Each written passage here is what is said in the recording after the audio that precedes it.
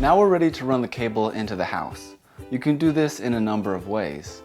If you've got satellite TV installed, you can oftentimes follow their cable and run it alongside that cable into the house.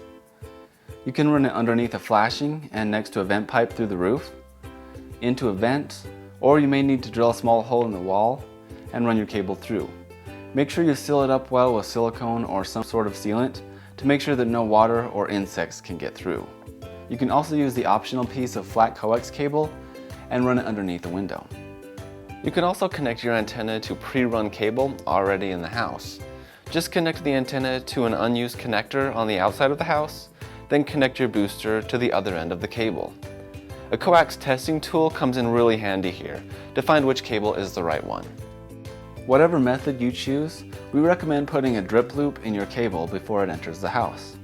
A drip loop is simply putting a low spot or loop in the cable so that any water running along the cable will run to that point and drip off there instead of running into the house. Once you're inside the house with the cable, run it to where you'll be installing the booster.